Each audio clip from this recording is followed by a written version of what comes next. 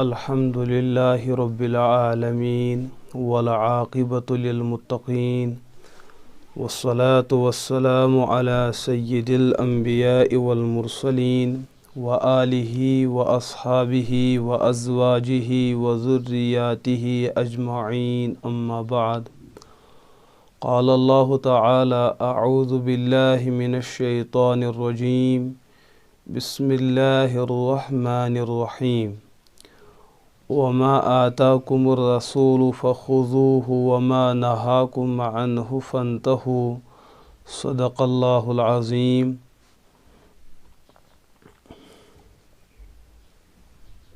گرامی قدر عزیز دوستو اور عزیز ساتھیو، ماہ رمضان خاص عبادت یمیُک تعلق ماہ مبارک چن راتن ست چھُ، تتھ عملہِ تہٕ عبادتس چھُ ونان نماز تراویح یا چھُس ونان قیام رمضان. حضرات فقہائے کرام رحمہم اللہ علیہم اجمعین چھُ فرماون کہ رمضان چن راتن اندر بالغ مردن اور بالغات خواتینن پٮ۪ٹھ نماز تراویح پڑھن چھُ سنت مؤکدہ. سنت مؤکدہ چھُ تتھ عملہِ ونان کہ بلا وجہ اور بلا عذر شرعی ہیکو نہٕ یہِ عبادت ترٲوِتھ ژھٕنِتھ کینٛہہ. یُس انسان یِژھ ہِش عمل اور یِژھ ہِش عبادت بغیر کُنہِ عذر شرعی اتھ ترک کرِ تہٕ تراوِ. مستدرک حاکمس اندر چھُ روایت، حضرت رسول اکرم علیہ الصلاۃ والسلام فرمو: 10 بد نصیب انسان چھِ تِم یمن پٮ۪ٹھ لعنت وسان چھِ، اور تِمو منٛز چھُ اکھ بد نصیب انسان سُہ یُس سنتن آسہِ بلا وجہ ترک کران اور تراوان. لہذا نماز تراویح چھِ سنت مؤکدہ، اور حضور فرمو: علیکم بسنتی، تۄہہِ پٮ۪ٹھ چھُ میٛانٮ۪ن سنتن ہٕنٛز اتباع اور تِمن ہٕنٛز پیروکٲری اور تِمن ہٕنٛز تعمیل اور تِم اپناوٕنۍ تہٕ تِمن پٮ۪ٹھ عمل کرٕنۍ. یہِ چھِ اکھ لٲزم تہٕ ضروٗری چیٖز. اور نماز تراویح یِتھ کٲٹھۍ باقین نمازن پنُن اکھ وقت چھُ، تِتھے کٲٹھۍ چھِ نماز تراویح تہِ پنُن اکھ مستقل وقت. امیُک وقت چھُ شروع گژھان نماز عشہُک وقت یُتھُے ژاو، اور امہِ پتہٕ آیہِ نماز عشاء ادا کرنہٕ. نماز عشاء ادا کرنہٕ پتہٕ یۄس نماز رمضان چن رٲژن اندر جماعتن پوٗرٕ رٮ۪تس ادا یِوان کرنہٕ چھِ، اور امیُک وقت چھُ بعدِ نماز عشاء پٮ۪ٹھٕ قبلِ اختتامِ سحری تام روزان. سحر ختم گژھنس اندر اور عشاء نماز پٔرِتھ، یہِ چھُ نماز تراویح ہُنٛد وقت. اور حضرت امی عائشہ صدیقہ رضی اللہ تعالی عنہا چھُ بیان کران، یہِ چھُ بخاری شریفس اندر تہِ روایت موجود، ان رسول اللہ صلی اللہ علیہ وسلم خرج لیلۃ من جوف اللیل فصلی فی المسجد وصلی رجال بصلاتہ. کہ حضور علیہ الصلاۃ والسلام نیوٗ اکہِ دۄہ تشریف مسجد پاکس کُن، اور اتھ اوس رٲژ ہُنٛد کٲفی وقت گوٚمُت. بعض روایتن اندر چھُ آمُت کہ اکہِ دۄہ پرنو حضور علیہ الصلاۃ والسلامو تراویح رٲژ ہٕنٛدِس نصف شبس تام. اور بیٚیِس روایتس منٛز چھُ کہ رٲژ ہُنٛد اوس وۄنۍ 3یِم پہر باقٕے، رٲژ ہٕنٛدِس 3مِس حصس تام پرنو نبی پاک علیہ الصلاۃ والسلامو نماز تراویح. اور بیاکھ اکھ روایت چھِ کہ صحابہ چھِ بیان کران حتیٰ خشینا ان یفوتنا الفلاح، کہ حضوٗرو زیٹھرو پنٕنۍ نماز تراویح ییٖژاہ زیٖٹھ کہ اسہِ گوٚو اندیش کہ شاید وۄنۍ ہیکو نہٕ مسنوٗن وقتس اندر سحری کھٮ۪تھ کینٛہہ، ییٖژاہ زیٖٹھ کٔرٕکھ تراویح. لہذا تراویح ہُنٛد وقت چھُ بعدِ عشاء سے لے کر اختتامِ سحری تام.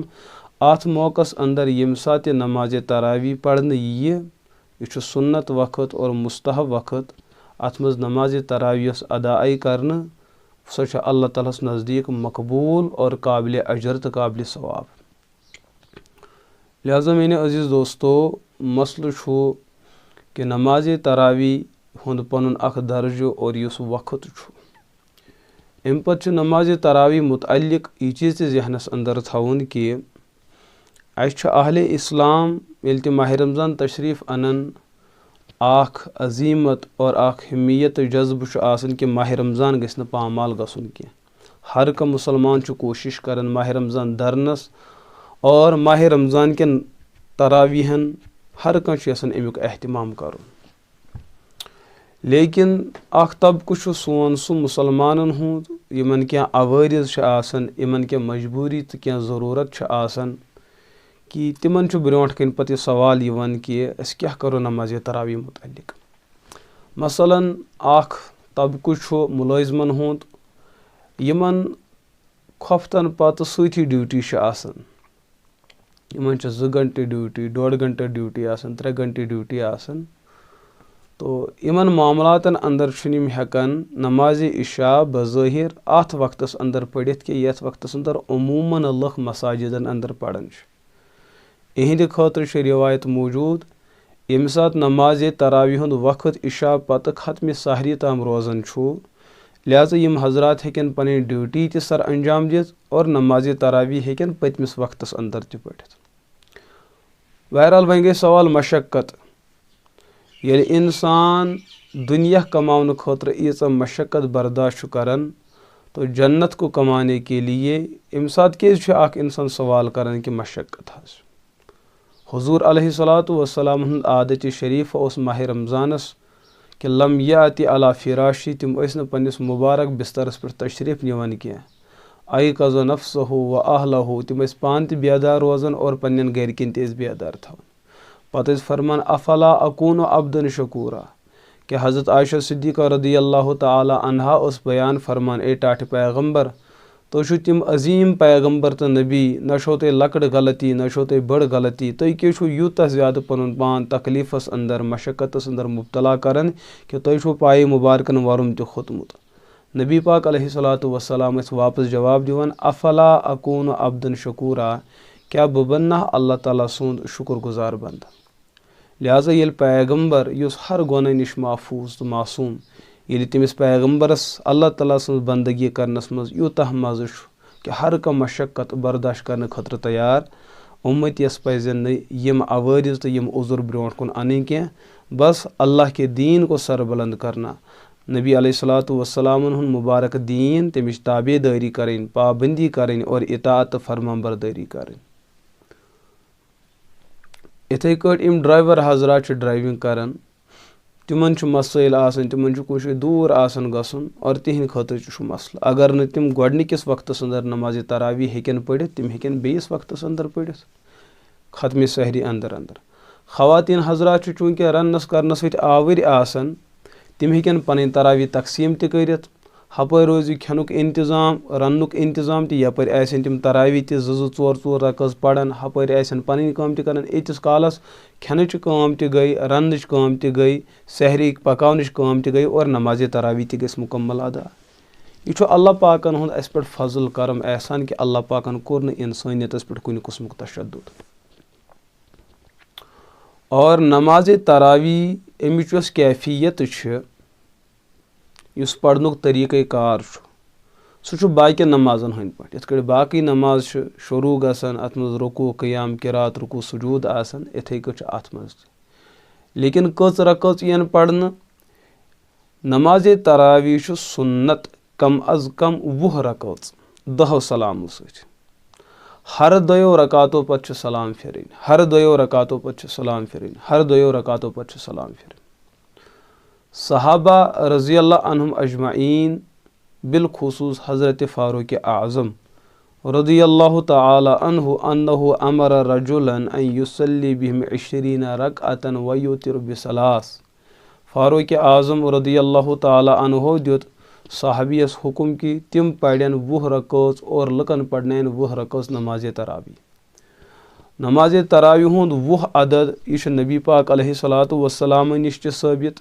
حدیث حسن اصوٗلِ حدیث اعتبار یتھ حدیثس اُمتُک تعامُل تہٕ عمل سۭتۍ آسہِ اگر سُہ سندن کمزور تہِ آسہِ اُمتُک تعامُل اُمتٕچ اَتھ پٮ۪ٹھ عمل کَرٕنۍ یہِ چھُ تیُتھ اکھ حدیٖث بَنان کہِ اَمہِ چہِ سندِ سۭتۍ چھنہٕ پَتہٕ بحث یِوان کرنہٕ کینٛہہ. یہِ حدیٖث چھُ سندِ نِش مُستغنی تہٕ بے نیاز گژھان اس لیے کہِ شریعتس اندر چھُ اصل مستقل چیٖز عمل. عملٕے چھُ اصل بُنیٲدی چیٖز. حدیٖث یِم بیان کرنہٕ چھِ یِوان لیکھنہٕ چھِ یِوان امیُک مقصوٗد تہٕ مطلوب کیاہ چھُ اُمت کَرِ اَتھ پٮ۪ٹھ عمل. اور حضرت امام ترمذی رحمتہ اللہ علیہ چھُ پننہِ زمانُک دور بیان کران کہِ 20 رکٲژن تراوی ہُنٛد یُس مسلہٕ اوس اَتھ پٮ۪ٹھ ٲسۍ اہلِ مدیٖنہ تہِ عمل کران اہلِ مکہ تہِ عمل کران کوفہ بصرہ یِم مُسلمانن ہٕنٛدۍ بُنیٲدی مراکز ٲسۍ تِمن ٲس نمازِ تراوی 20 رکٲژ کم از کم گژھان. باقٕے ٲسۍ امہِ علاوٕ تہِ پران تتھ اوس الگ اکھ وجہ اکھ الگ اکھ سبب آسان. اور حضرت امام ترمذی علیہ رحمہ تِہُنٛد عادتِ شریٖفہ چھُ تِم چھُ عموٗماً بیان کران وعلیہ اکثر اہل العلم وعمل بہ العلماء والفقہاء. امہِ طریٖقہٕ واصحاب النبی صلی اللہ علیہ وسلم کہِ 20 رکٲژن تراوی ہِنٛدِس مسلس پٮ۪ٹھ ٲسۍ صحابہ کرام تہِ عمل کران. خُلفاء راشدیٖنن ہٕنٛز عمل روٗز امہِ پتہٕ یِم ائمہ دیٖن مجتہدیٖن آیہِ تِہنٛز عمل تہِ روٗز تِمو تہِ کوٚر یہِ مسلہٕ دلل ٲسِتھ مُدلل تہٕ مُفصل. لہٰذا نمازِ تراوی چھُ مستقل سُنت اور امِچ عدد تہٕ گنتی چھُ 20 رکٲژ 10 سلامو سان. اتھ پٮ۪ٹھ چھُ مستقل احادیٖث موٗجوٗد. اگر اللہ پاکن یوٚژھ بُتھِ مٮ۪ن اسباقن اندر کرو تِم چیٖز تہِ تُہنٛدِس خدمتس اندر عرض. اور اُمتس چھُ وٕنکیٚس اکھ بوٚڑ بارٕ دھوکہٕ یِوان دِنہٕ کہِ 20 رکٲژن تراوی متعلق یِم احادیٖث چھِ تِم چھِ سندن کمزور. یہِ چھُ سُہ انسان یہِ کتھ کران یُس اصوٗلِ حدیٖث نِش بالکل بے خبر آسہِ اور امہِ نِش جٲہِل آسہِ اور لا علم آسہِ. محدثیٖنن ہُنٛد چھُ اصوٗل یہِ چیٖز تہِ کُنہِ ساتہٕ چھُ حدیٖثٕچ سند کمزور آسان لیکن متن چھُ صحیح آسان. اور کُنہِ ساتہٕ چھُ متن کمزور آسان سند چھُ صحیح آسان. تیٚلہِ کیٛاہ چھُ بُنیٲدی چیٖز یتھ سندِ سۭتۍ یتھ متنس سۭتۍ اُمتٕچ عمل جُڑِتھ آسہِ یا عمل چھُ مستقل اکھ دلیٖل اکھ اجماع اُمت یتھ أسۍ ونان چھِ اُمتُک تعامل اُمتُک توارُس یہِ چھُ مستقل دلیٖل اکھ. تتھ صوٗرتس اندر چھُنہٕ تتھ حدیٖثس سندِ اعتبار بحث یِوان کرنہٕ کینٛہہ اس لیے کہِ احادیٖثن ہُنٛد مقصوٗد چھُ مطلوب عمل کرٕنۍ اُمتس اندر تِم رائج کرٕنۍ. ییٚلہِ یہِ حدیٖث گۄڈے معموٗل بِہا اوس اتھ پٮ۪ٹھ عمل ٲس چلان گرچہِ یہِ حدیٖثٕکۍ الفاظ محدثی کمزور سندِ ذٔریعہٕ وٲژ یہِ چھُ تِہُنٛد مسلہٕ لیکن اُمت اوس پر عمل کر رہی ہے. لہٰذا یِم حضرات اتھ زیادٕ زور دِوان کہِ یہِ ضعیٖف سند ہے تِم چھُ اصوٗلِ حدیٖث نِش بالکل بے خبر. ان کو اصولیٖن کی کتب کا مطالعہ کرنا چاہے اور اُمت پزِ نہٕ ہنگہٕ تہٕ منگہٕ گمراہ کرٕنۍ کینٛہہ. اللہ تعالیٰ کٔرِنۍ اُمتس حفاظت. لہٰذا 20 رکٲژ اور 10 سلامو سان 2 رکٲژ کٔرِتھ. اور مستحب عمل چھُ یہِ چیٖز کہِ یِم 10 رکٲژ پرنہٕ یِم 20 رکٲژ پرنہٕ یِن یِم گژھن ترویحاتن منٛز تقسیٖم. 4 رکٲژ ادا کرنہٕ پتہٕ یی وقفہٕ کرنہٕ اور یہِ وقفہٕ کرُن چھُ مستحب. کۭتِس کالس بیٚہہِ انسان. اکھ روایت چھُ موٗجوٗد کہ حضرت فاروق اعظم رضی اللہ تعالیٰ عنہ سٕنٛدِس دورس اندر کیٛاہ اوس مسلہٕ سپدان. اگر کٲنٛسہِ امہِ چیٖزٕچ ضروٗرت ٲس پیٚوان قضایہِ حاجتٕچ ضروٗرت ٲس پیٚوان 4 رکٲژ ادا کرنہٕ پتہٕ سُہ اوس وضوٗ کرنہِ گژھان وضوٗ کٔرِتھ اوس یِوان اور ہُم لُکھ ٲسۍ انتظارس آسان. صحابہ کرامن اوس چوٗنٛکہِ یُتھ مِزاج تہٕ ماحول تِم ٲسۍ شب بیدٲری واریاہ زیادٕ اہمیت دِوان. رمضان چٮ۪ن رٲژن ٲسۍ تِم واریاہ زیادٕ کوٗشش کران کہِ اللہ پاکس برونٛٹھ کنۍ گژھن زیادٕ سجدٕ اور اللہ پاکس برونٛٹھ کنۍ گژھِ زیادٕ آہوزٲری. لہٰذا 4 رکٲژ ادا کرنہٕ پتہٕ ٲسۍ وقفہٕ کران اور یہِ وقفہٕ اوس کُنہِ ساتہٕ کم تہِ گژھان کُنہِ ساتہٕ اوس زیادٕ تہِ گژھان. اتھ منٛز کیٛاہ اوس مقصد. اتھ منٛز اوس مقصد کہِ لُکن یۄس مشقت چھِ تکان چھُ سۄ گژھِ کم اور بٕتھمہِ خٲطرٕ گژھِ یہِ نِشاد پٲدٕ. لیکن یہِ چھُ مستحب. مستحب مطلب کیٛاہ گوٚو. اگر 4 رکٲژو پتہٕ یہِ عمل کرو تہٕ بہتر چھُ. اگر یہِ عمل کرنہٕ یی نہٕ کینٛہہ اُمت گژھِ نہٕ گۄنہگار تہٕ مُجرِم کینٛہہ. مثلاً اگر 4 رکعت ادا کرنے پتہ فی انسان وتھِ اور بیٚیہِ 4 رکعت لگہِ پڑھن، ایسا بھی کر سکتے ہیں. بلکہ بعض احوالن اندر چھِ یہ شکل زیادہ پسندیدہ کہ ملکی حالات چھِ آسان کُنہِ ساتہٕ، اختلافُک ماحول چھُ آسان، تمہِ ساتہٕ اگر یِم وقف اگر کُنہِ مقدارس اندر ترک یِن کرنہٕ تاکہ استحبابُک درجہ تہِ روزِ پننہِ جایہِ برقرار، شریعتُک نقطۂ اعتدال تہِ روزِ پننہِ جایہِ برقرار، اور اُمتس پٮ۪ٹھ یۄس آسٲنی چھِ شریعت کہِ طرفہٕ تتھ آسٲنی تُلن لُکھ فٲیدٕ تہِ. لہذا لیکن ییٚتہِ چھُ سانہِ کٔشیٖرِ اندر اتھ مسلس منٛز بڑٕ تشدد یِوان کرنہٕ. اکھ خاص مقدار چھُ پیوان بِہُن، تتھ منٛز چھُ خاص طریقس اندر ذکر و اذکار یِوان پرنہٕ. حالانکہ علماء چھِ بیان کران، فقہ حنفیس اندر چھِ صراحتن یہِ مسلہٕ آمُت لیکھنہٕ کہ 4 رکٲژن 8 رکٲژن درمیان یُس وقف کرنہٕ چھُ یِوان، اتھ وقفس منٛز چھُنہٕ کٕہٕنۍ تہِ ذکر قرآن و سنت سۭتۍ ثٲبت. صحابہ کرام رضی اللہ عنہم اجمعینو پٔر تراوی، خلفاء راشدینو پٔر تراوی، امہِ پتہٕ ائمہ دین مجتہدینو پٔر تراوی، اور تمہِ پتہٕ تِم بالخصوص تِم 4 ائمہ یِہنٛز فقہ مشہوٗر و معروٗف چھُ، تِمو منٛز سرِ فہرست سیدنا امام اعظم ابو حنیفہ رحمہ اللہ اور تِہنٛدۍ شاگرد. حضرتو چھُنہٕ کُنہِ جایہِ امہِ تسبیح ہُنٛد تذکر کوٚرمُت، کُنہِ ذکرِ ہُنٛد تذکر کوٚرمُت، بلکہ اتھ وقفس اندر یہِ اوس اکھ وقت غٲر اختیٲری آسان، یہ ہسا امہِ طریقُک وقت آسان، اتھ منٛز ییٚمِس انسانس ییٚمہِ طریقٕچ عمل تگہِ کرٕنۍ سُہ ہیٚکہِ کٔرِتھ. کانٛہہ لگہِ ذکر کرٕنۍ کر سکتا ہے، کانٛہہ یژھِ تلاوت کرُن کر سکتا ہے، کانٛہہ پڑِ صلوٰۃ و سلام پڑھ سکتا ہے، کانٛہہ یژھِ نماز پڑھٕنۍ پڑھ سکتا ہے. اتھ چھنہٕ کانٛہہ مخصوٗص عمل اتھ منٛز خاص کینٛہہ، نہ تمیُک سنت درجہ، نہ تمیُک واجب درجہ، نہ تمیُک مستحب درجہ. لیکن یۄس عموٗماً سانٮ۪ن مساجدن اندر اکھ تسبیح پرنہٕ چھُ یِوان، امام شامی علیہ رحمہ چھُ تسبیح ہُنٛد اکھ حصہٕ بیان کوٚرمُت، لیکن تتھ چھُکھ سۭتۍ لیوٚکھمُت اتھ چھُنہٕ مستحبُک تہِ درجہ کینٛہہ. اتھ منٛز چھُ اللہ تعالیٰ سٕنٛز تحمیٖد، اتھ منٛز چھُ اللہ تعالیٰ سٕنٛز بڑٲیی، اللہ تعالیٰ سٕنٛز عظمت تہٕ کبریٲیی یِوان بیان کرنہٕ. یِتھ کٲٹھۍ باقٕے ذکر ہٮ۪کو اتھ وقتس اندر کٔرِتھ سنت زاننہٕ بغٲرٕے، وٲجب زاننہٕ بغٲرٕے، تِتھ کٲٹھۍ ہٮ۪کو یہِ ذکر تہِ کٔرِتھ. سبحان ملک القدوس، سبحان ذی الملک والملکوت، سبحان ذی العزہ والعظمہ والقدرہ والکبریاء والجبروت، سبحان ذی ملک الحی الذی لا ینام لا یموت سبوح قدوس ربنا و رب الملائکۃ والروح. مختلف الفاظ چھِ آمٕتۍ، لیکن فتح شامی اندر چھِ الگ قسمٕکۍ الفاظ. فرمان چھُ امیُک پرُن چھُنہٕ مستحب تہِ کینٛہہ. لہٰذا یُس سانہِ وادی اندر بوجہ لا علمی کے یا ییٚتہِ چھُ پتہٕ کالہِ پٮ۪ٹھ یُتھ حسابٕے کِتاب روٗدمُت، تتھ کیٛاہ وجہ آسہِ، تتھ کیٛاہ پس منظر آسہِ، لیکن یہِ ذکر کرٕنۍ، سنت زانٕنۍ، فرض زانٕنۍ، واجب زانٕنۍ، مستحب زانٕنۍ، یہِ چھُ فقہائے احنافن پٮ۪ٹھ الزام تہٕ تہمت. فقہ حنفیس منٛز چھُ یی چیٖز آمُت لیکھنہٕ کہ اتھ وقفس اندر چھُنہٕ کانٛہہ مخصوٗص ذکر کینٛہہ. انسان اگر بغیر ذکر بھی بیٹھے تتھ تہِ چھُ گُنجٲیش، اگر ذکر کرِ تتھ تہِ چھُ گُنجٲیش، لیکن یہِ ذکر گژھِ نہٕ تِژھ آسٕنۍ کینٛہہ یتھ متعلق اعتقاد آسہِ کہ یہِ ہسا چھُ ضروٗری سنت یا مستحب وغیرہ. دوٚیِم چیٖز یہِ ذکر اگر انسان پرِ تہِ یہِ گژھِ نہٕ بآوازِ بلند پرٕنۍ کینٛہہ، بیٚیہِ سٕنٛدِ خٲطرٕ گژھِ نہٕ تکلیفُک وجہ بنُن کینٛہہ.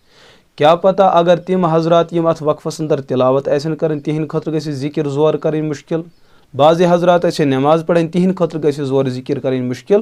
لہٰذا یۄس عمل نہ مستحب آسہِ نہ سنت آسہِ، پھر بھی تمہِ کہِ کرنہٕ سۭتۍ اگر کٲنٛسہِ انسان سٕنٛزِ عملہِ تہٕ عبادتس اندر دخل اندٲزی گٔے، امہِ قٕسمٕچ ذکر کرٕنۍ چھُ بالکل ناجٲیز.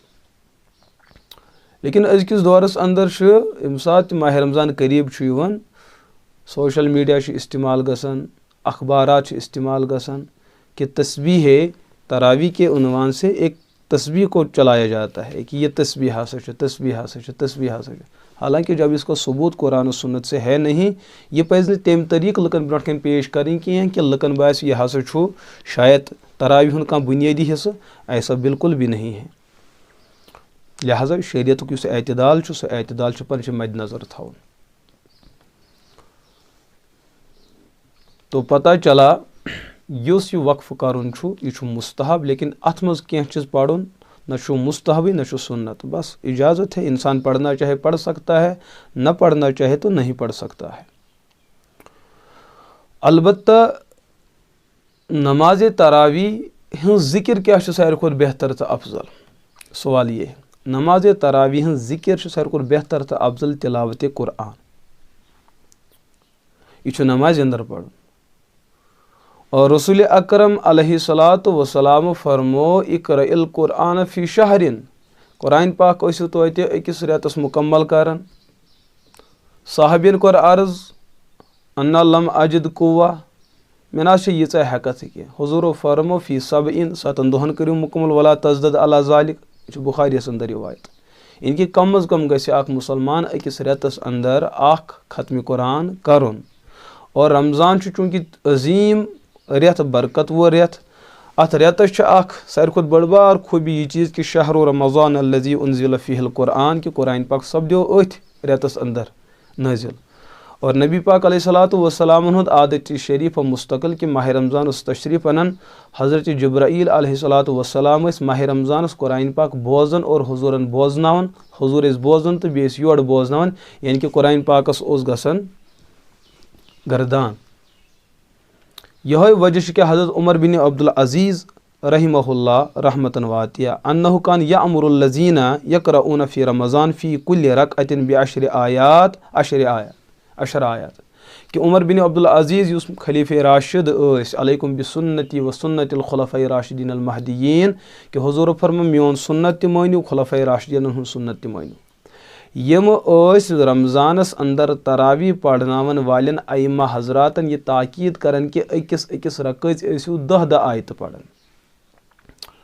اور 20 رکٲژ اور 10 آیتہٕ.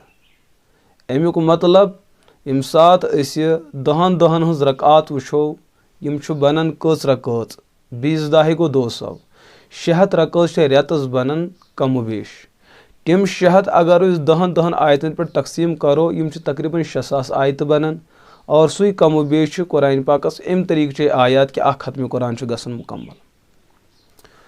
تو اکھ روایت چھِ یہِ چھُ مصنف ابن ابی شیبس اندر بابو فی صلاۃ رمضان جلد نمبر 2 صفحہ نمبر 164 حدیث نمبر 7665.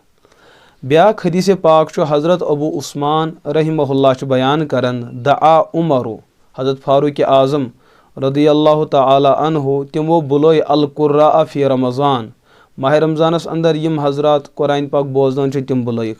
فامر اسرعہم قراءۃ ان یقرأ 30 آیتن کہ یم ساروی کھۄتہٕ زیادٕ قرآن پاک تیز پران چھِ امام حضرات تمن پزِ أکِس رکٲژ اندر 30 آیتہٕ پرنہِ. اور والوسطی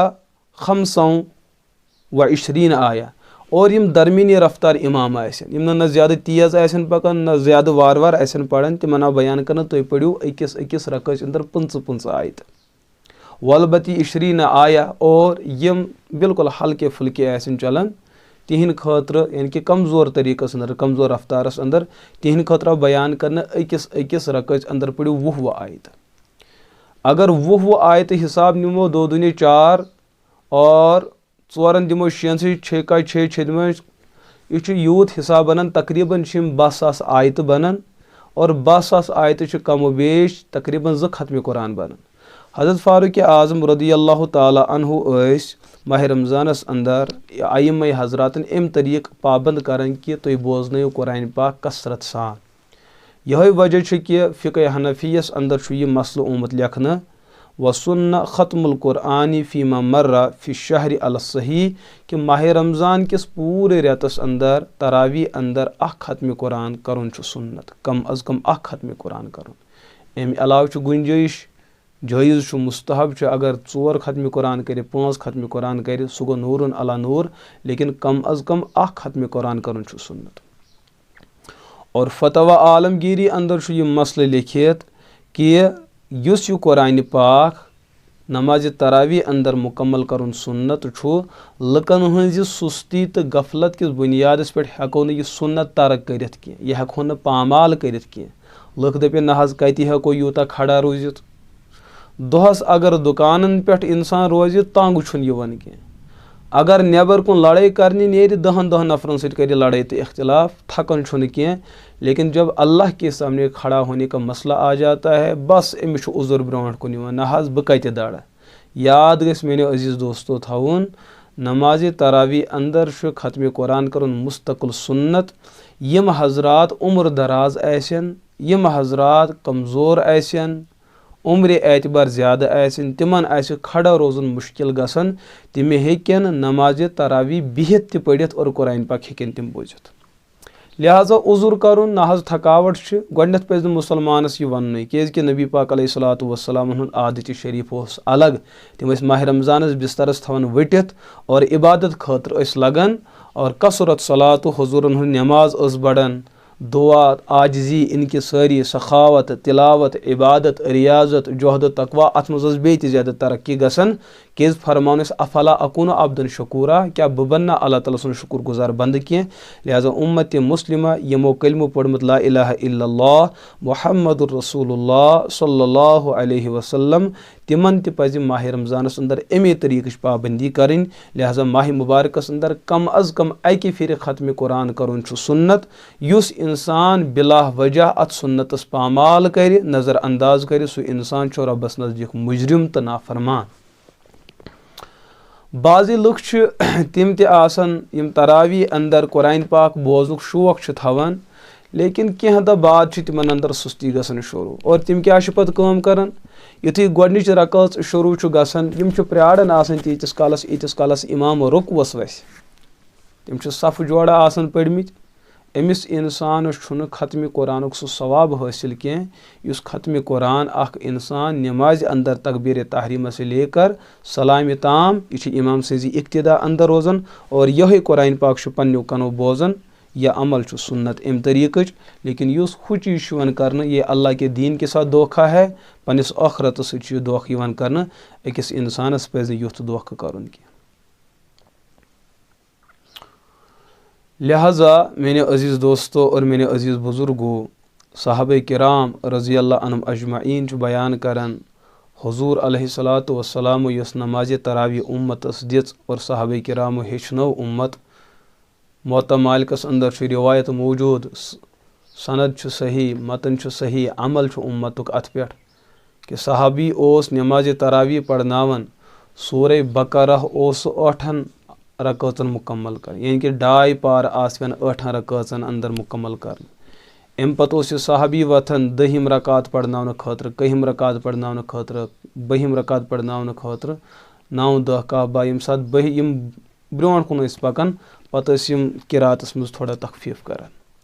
بعضِ صحابہ چھُ بیان کران کہِ لُکھ ٲسۍ قرات ییٖژاہ بوزان کہِ تِم ٲسۍ پتہٕ پننٮ۪ن بغلن تلہٕ ڈکھ تھاوان، سہارٕ تہٕ سپورٹ تھاوان، تٔتھۍ پٮ۪ٹھ ٲسۍ کھڑا روزان، لیکن تراوی اندر ٲسۍ قرآن پاک بوزان. حضوٗر علیہ الصلوۃ والسلام ٲسۍ قیام زیوٗٹھ کران، یوٗتاہ زیوٗٹھ کہِ پایہِ مُبارکن اوس ورم کھسان. یہِ قیام زیوٗٹھ اوس گژھان، یہِ کمہِ خٲطرٕ؟ قیامس اندر چھُ اکٕے عمل گژھان، سۄ گٔے قراتِ قرآن یا تلاوتِ قرآن. تمے خٲطرٕ اوس قیام یوٗتاہ زیادٕ گژھان. افلا اکوٗنُ عبدن شکوٗرا، کیٛاہ بہٕ بنہٕ نہ شُکر گُزار بنٛدٕ. اللہ تعالیٰ سٕنٛدِ کلامٕچ تلاوت کرٕنۍ، یہِ چھُ بٔڑ بار نعمت، یہِ چھُ اللہ تعالیٰ سُنٛد بوٚڑ بار انعام تہٕ احسان. لہٰذا تراوی اندر اکہِ پھِرِ ختمِ قرآن کرُن چھُ سُنت. امہِ علاوٕ اگر انسان یژھِ پرُن، انسان ہیٚکہِ مزیٖد تہِ اتھ اندر پٔرِتھ. اور یہِ ختمِ قرآن بوزُن چھُ مردن خٲطرٕ تہِ اور خواتیٖنن خٲطرٕ تہِ.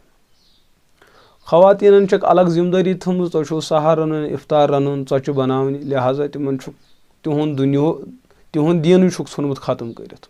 اور مرد حضرات چھِ اتھ پٮ۪ٹھ فخر زانان کہ ہم نے کچھ کیا ہے. بلکہ پزِ عادت یہِ بناوُن کہ یِتھ کٲٹھۍ صحابہ کرام رضی اللہ عنہم اجمعین، صحابی آو حضوٗرن نِش کہ بہٕ حظ چھُس یژھان پننٮ۪ن گرِکٮ۪ن تراوی پرناوٕنۍ. خواتیٖن کریکھ پننہِ جمع اور تِمن پرنوکھ نمازِ تراوی، قرآن پاک بوزنوکھ تِمن برونٛٹھ کَنۍ. الحمدُاللہ سٲنِس یتھ مُلکہِ ہندوستانس اندر چھِ واریاہ تِم ریاست، واریاہ تِم سٹیٹ کہِ یِمن ریاستن اندر، سٹیٹن اندر مستقل خواتیٖن بالکل حفاظن پٔکۍ نمازِ تراوی چھُ پران.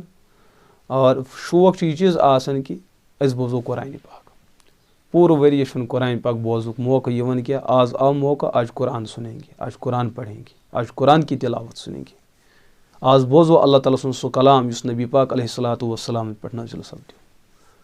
لہٰذا میٲنۍ عزیٖز دوستو، بہٕ تھاوٕ اُمید کہ انشاء اللہ تُہۍ کٔرِو یِمن چیٖزن پٮ۪ٹھ کوٗشش. آز تام اگر غفلت ٲس گٔمٕژ، سُستی ٲس گٔمٕژ، سُہ چیٖز کَرو دوٗر.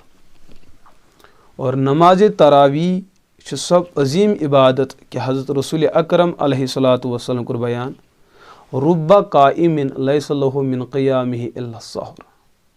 قیامتٕکۍ دۄہ ؤتھن واریاہ تِم تراویح پرن وٲلۍ تِم آسن تِتھۍ بد نصیٖب کہ تراویح آسہِ تِمو پٔرمٕژ مگر تِمن آسہِ نامے اعمالس وتھر بیٖٹھٕے لیکھِتھ تتہِ آسہِ نہٕ تراویح لیکھِتھ کینٛہہ. تتھ آسہِ میٲنیو عزیٖز دوستو وجہ یہِ چیٖز کہ تراویح آسٮ۪کھ پٔرمٕژ لیکن سُنتس موٲفِق آسٮ۪کھ نہٕ پٔرمٕژ کینٛہہ. مُقتدیان چھِ اِمامس مجبوٗر کران کہ نہ حظ جلدی کر حظ جلدی کر حظ جلدی کر حظ. نہ چھُ قیام گژھان سیوٚد، نہ چھُ قرات گژھان سیوٚد، نہ چھُ رکوع گژھان سیوٚد، نہ چھُ سجدٕ گژھان سیوٚد، نہ چھُ قومہ گژھان سیوٚد، نہ چھُ جلسہ گژھان سیوٚد، نہ چھُ اتحیات گژھان سیوٚد، نہ چھُ سلام گژھان سیوٚد. دوستو یہِ کُس مذاق چھِ أسۍ پننِس ایٖمانس تہٕ پننِس دیٖنس سۭتۍ کران. صحابہ ٲسۍ اتھ رٮ۪تس انتظارس کہِ پوٗرٕ راتھ ٲسۍ بیدار روزان صحابہ کرام. أسۍ چھِ یتھ انتظارس آسان کہ اتھ رٮ۪تس کرو وتھر بیٖٹھٕے، باغا باغی کرو، باغا دوڑی کرو. یہِ کُس مزاج چھُ اہلِ اسلامن ہُنٛد، یہِ کُس طریٖقہٕ کار چھُ اہلِ ایٖمانن ہُنٛد. مومِنیٖنن ہُنٛد طریٖقہٕ کار چھُ یہِ چیٖز کہ اتھ عبادتس انٛدر گژھِ انسان یوٗتاہ زیادٕ محو اور یوٗتاہ زیادٕ مشغوٗل گژھُن کہ گژھِ دُنیا نِش بے خبر گژھُن. أسۍ چھِ پوٗرٕ ماہ رمضانس وتھر بیٖٹھٕے آسان کران، امام تہِ چھُ کران وتھر بیٖٹھٕے اور مُقتدیان تہِ چھُ. اتھ نٮ۪مازِ چھُنہٕ کٕہٕنۍ تہِ ثواب میٲنیو عزیٖز دوستو. اللہ تعالیٰ سٕنٛدِس دیٖنس سۭتۍ مذاق. غٲرن چھِ أسۍ موقعہٕ دِوان کہ ہم اللہ کے دین کے ساتھ کیا کھلواڑ کر رہے ہیں. مذاق ہے، بالکل مذاق ہے. شریعت میں یہ عمل بالکل ناجائز اور حرام. اگر نٮ۪مازِ انٛدر تکبیرِ تحریٖمہ فرض چھُ، اگر نہٕ کٲنٛسہِ کوٚرُے تہٕ نٮ۪ماز کِتھ کٲٹھۍ گژھِ ادا ییٚلہِ نہٕ اتھ فرضس انٛدر کمی زیادتی برداشت چھُ. رکوع کرِ انسان اوٚڑٕے، سجدٕ کرِ انسان اوٚڑٕے، قومہ کرِ اوٚڑٕے، قیام کرِ اوٚڑٕے. ییٚمہِ انسانن فرض پامال کوٚر نٮ۪ماز گٔے ختم. وٲجب کوٚرُن پامال زٲنِتھ مٲنِتھ نٮ۪ماز گٔے ختم. اور وٲجب ترٛووُن کوٚرُن پامال غلطی سان تتھ چھُ سجدے سہو کرُن. اگر نہٕ سجدے سہو کرُن نٮ۪ماز ختم. پوٗرٕ 30 دۄہن اور 20 رکٲژن تراویح سۭتۍ چھِ سانہِ طرفہٕ یِہے زیادتی گژھان. بس دوڑم دوڑی، باغم باغی. اگر حظ امام صٲب تیز پرنٲے تہٕ یِہُنٛد تنخواہ بڑاو. یعنی کہ اگر امام صٲب اللہ تعالیٰ سٕنٛدِس دیٖنس گُستٲخی کرِ یِہُنٛد تنخواہ یی بڑاونہٕ. اگر امام صٲبن نمازِ تراویح عزت دیُت تہٕ احترام دیُت یِہُنٛد تنخواہ یی کم کرنہٕ. یہ کون سا دیٖن ہے؟ کیا نبی پاک علیہ الصلاۃ والسلام دیُتا اُمتس یِہے دیٖن؟ علیٰذ باللہ ایسا ہے ہی نہیں. حضور علیہ الصلاۃ والسلام چھِ تراویح پنٕنۍ بیان کران کہ رٲژ ہُنٛد 3 حصہٕ گٔے ختم، صحابہ چھِ تراویح پران. رٲژ ہُنٛد نصف وقت گوٚو ختم، صحابہ تراویح پڑھ رہے ہیں. رٲژ ہُنٛد سحری ہُنٛد وقت تہِ لوٚگ ختم گژھُن کہ صحابہ تراویح پڑھ رہے ہیں. یِم 3 چیٖز کیازِ آیہِ برونٛٹھ کُن تاکہ اُمتس لگہِ پاے کہ نمازِ تراویح ہٕنٛز اہمیت تہٕ عظمت کیاہ چھِ. یِمے چیٖز گژھن قرات یی غلط پرنہٕ مگر تراویح لُکھ دپن اسہِ پٔر تراویح. رکوع آسہِ اوٚڑُے گوٚمُت مگر حٲج صٲب دپہِ گرِ مےٚ حظ پٔر تراویح اور 20 پجم مُکمل. تُہۍ 20 پٔرِو، 1,20,000 رکٲژ پٔرِو لیکن یۄس نماز سُنتس موٲفِق ادا یی نہٕ کرنہٕ کینٛہہ تتھ نماز چھُنہٕ کٕہٕنۍ تہِ ثواب، کٕہٕنۍ تہِ درجہٕ تہٕ مقام. لا حاصل عمل تہٕ عبادت، لا حاصل عمل تہٕ عبادت، کوئی ثواب حاصل نہیں ہوگا. لہٰذا تراویح کو پڑھو، سنت کے موافق پڑھو. اطیعوا اللہ و اطیعوا الرسول. ییٚمہِ طریٖقہٕ اطاعتُک حق چھُ نبی پاک علیہ الصلاۃ والسلام ہُنٛد تمہِ طریٖقہٕ چھِ اطاعت تہٕ فرمان بردٲری کرٕنۍ. وما آتاکُم الرسول. یہِ تہٕ تۄہہِ حضوٗرو دیُتوٕ عبادت تہٕ شریعت اور ییٚمہِ طریٖقٕچ دِژیو فخوٗزوٗ سُہ رٔٹِو تمے طریٖقہٕ. کِتھ کٲٹھۍ رٔٹِو؟ یِتھ کٲٹھۍ صحابہ کرام رضی اللہ عنہم اجمعیٖنو سُہ دیٖن روٚٹ، ایمان تہٕ شریعت روٚٹ، امے طریٖقہٕ چھُ اُمتِ مُسلِمس تہِ اعمال و عبادت تہِ اختیار کرٕنۍ. فإن آمنوا بمثل آمنتم به فقد اهتدوا وإن تولوا فإنما هم في شقاق. اگر اُمتِ مُسلمن سُہ طریٖقہٕ اختیار کوٚر یُس نہٕ صحابہ کرامن ہُنٛد چھُ، یہِ چھُ قرآن پاکن کوٚر بیان، یِم چھِ بڑٕ گمرٲہی اندر، ضلالتس اندر، یہ جہنم کے گڈے میں جانے والے. اللہ تعالیٰ کٔرِنۍ سانٮ۪ن حالن پٮ۪ٹھ رحم. اُمت چھُ فخر زانان أسۍ حظ درٛاے ہوٚتھ مسجد مُقٲبل آز 10 منٹ برونٛٹھ، تیٖژاہ کٔر وتھر بیٖٹھ. کون سا مزاق کھیلا جاتا ہے؟ کون سا؟ یخادعون اللہ والذین آمنوا وما یخدعون الا انفسهم وما یشعرون. اللہ کو دھوکہ دینا چاہتے ہو، حضرات صحابہ کرام رضی اللہ عنہم اجمعین کو دھوکہ دینا چاہتے ہو، مومنین کو دھوکہ دینا چاہتے ہو، مسلمانن چھو یژھان دھوکہ دیُن. یم قبرن اندر تہنٛزن عملن ہٕنٛدِس انتظارس آسان تِمن چھو یژھان دھوکہ دیُن. یمن قبرن اندر آش آسان کہ سانہِ خٲطرٕ گژھِ یہِ سالہِ ثواب سانہِ خٲطرٕ یہِ کانٛہہ بہتریٖن عمل کر یُس طبقہٕ نہٕ پننٮ۪ن عملن ہُنٛد امین تہٕ محافظ آسہِ تہٕ ہمدرد آسہِ بھلا وہ اپنے اموات کا کیسے محافظ اور امین اور خیر اور ہمدرد ہو سکتا ہے. دوستو یہ ظلم چھِ شریعت سۭتۍ کران یہ زیادتی چھِ شریعت سۭتۍ کران. اس غلطی کو چھوڑو اس زیادتی کو چھوڑو.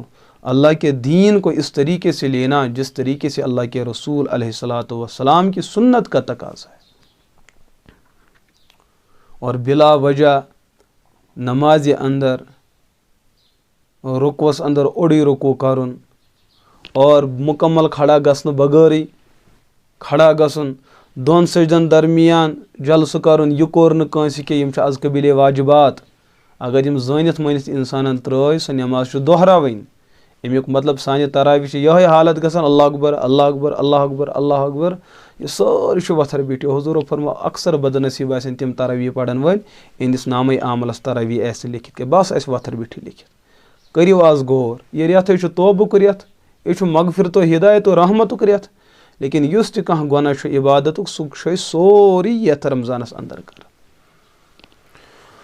لہٰذا میٲنہِ دوستو پننس پانس پٮ۪ٹھ کٔرِو رحم پننس پانس پٮ۪ٹھ کٔرِو رحم پننس عیالس پننس نسلس یِنہٕ وٲلِس قومس پٮ۪ٹھ کٔرِو رحم. تِمن دِیِو دیٖن تَمے طریٖقُک ییٚمہِ طریٖقہٕ دیٖن دیُت حضرت محمد عربی علیہ الصلاۃ والسلام. تَمے طریٖقُک دیٖن دِیِو اُمتس. تتھ منٛز مہ کٔرِو کمی زیادتی کینٛہہ تتھ منٛز مہ کٔرِو نۄقصان کینٛہہ. پنٕنۍ نفسٲنیت اور پنٕنۍ خواہشاتن ہُنٛد شکار مہ کٔرِو ماہ رمضانٕکۍ روزٕ تہٕ ماہ رمضانٕچ تراوی. بہت ہی بڑا گناہ ہو رہا بہت ہی بڑا گناہ ہو رہا.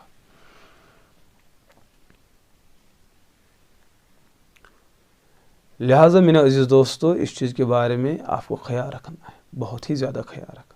مکمل طریقس اندر صلو کما رأیتمونی اصلی تِتھے کٲٹھۍ پٔرِو نماز یِتھ کٲٹھۍ تُہۍ بہٕ پیغمبر وٕچھوس نماز پران.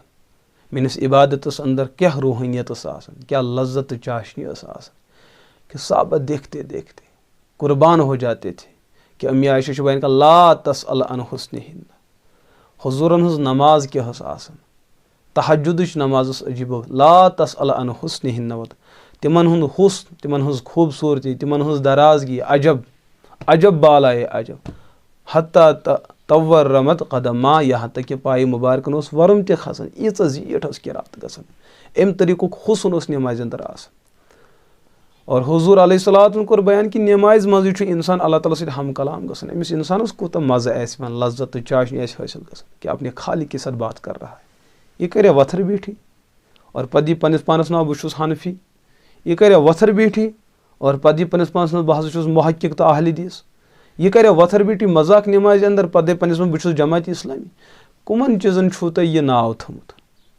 حنفیت جس چیز کا نام ہے تٔمۍ سٕنٛدۍ تمام خرافات بدعات رسومات تہٕ رواجات عبادتو منٛز نٮ۪بر کٔڑِتھ.